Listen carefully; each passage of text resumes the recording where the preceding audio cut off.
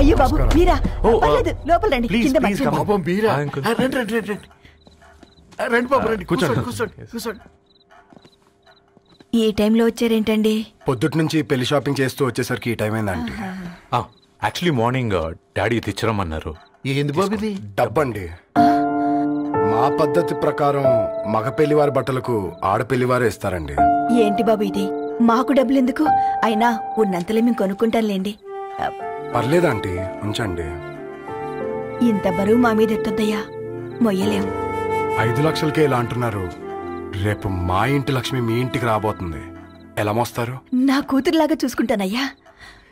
మాట సంగతి తర్వాత, ముందు పోయి చాయ్ పెట్టి. 10 అవుతుంది అంకుల్. ఈ టైంలో చాయ్ ఏంటి? ఆంటీ ఉంటే అన్నమే పెట్టండి ఆంటీ. ఈ షాపింగ్ లో పడి పొద్దు నుంచి అసలు ఏం తినలేదు. చాలా ఆకలిస్తుంది మాకు. ఉండండి, 2 నిమిషాలు తయారు చేస్తాను. ఆంటీ ఉన్నదే పెట్టండి ఆంటీ. రేపు పెళ్ళాక మా చెల్లికి రోజు స్పెషల్ చేసి పెట్టరు కదా.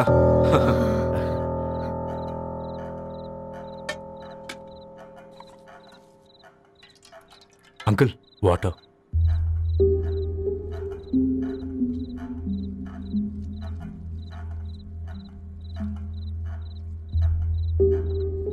ఏంట్రా అలా కలుపుతున్నావు? ఆంటీ 4 ఇళ్లలో వంట పని చేస్తుంది. ఇంట్లో రోజు 4 రకాల కూరలు ఉంటాయనుకున్నావా?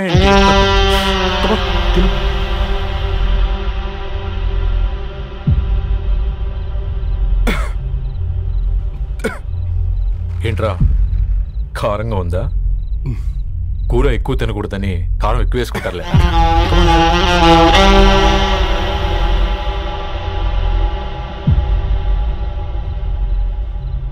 ఏంటి అటు ఇటు చూస్తున్నావు? కొట్టుకారం తింటూ గీ ఎక్స్పెక్ట్ చేయకూడదు. కమన్ తిను. ముద్ద దిగట్లేదా? నాకు కూడా దిగట్లేదురా. ఎందుకంటే ఇలాంటి ముద్ద ఈ గొంతుకి అలవాట్లేదు. కానీ అలవాటు చేసుకోవాలి.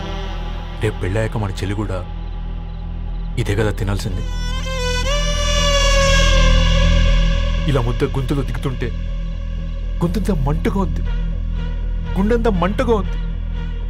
కానీ దానికి తప్పదురా, లైఫ్ లాంగ్ ఇదే తినాలి. ఇదిగో ఇక్కడే పడుకోవాలి. ఏంట్రా అలా చూస్తున్నావు? ఒకే రూమ్ అన్నా? ఫస్ట్ నైట్ వాళ్ళు బయటలు పడుకుంటారా?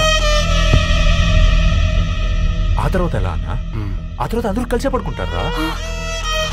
వాళ్ళు అటు తిరిగి వీళ్ళు ఇటు తిరిగి. అది అపోలో హాస్పిటల్లో పుట్టిందిరా. దాని పిల్లలు ఆ గాంధీలో పుడతారు.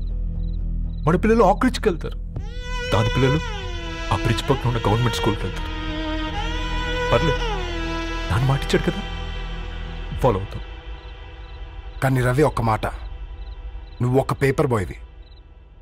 నీకే ఒక చెల్లుంటే తనొక చిత్తు కాగితాలు ఏరుకునేవాడిని ప్రేమిస్తే పర్వాలేదులే, ఇద్దరూ కలిసి కాలనీలో చిత్తు కాగితాలు ఏరుకుంటారులే అని పెళ్లి చేస్తావా?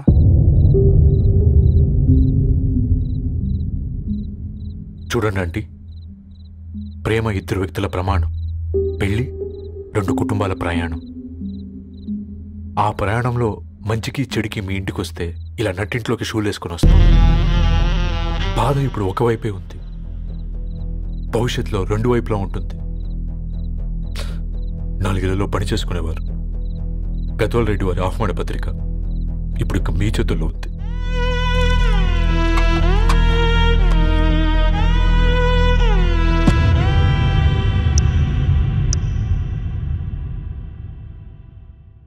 రవి, మన మధ్య ఈ నిశ్శబ్దం ఎందుకో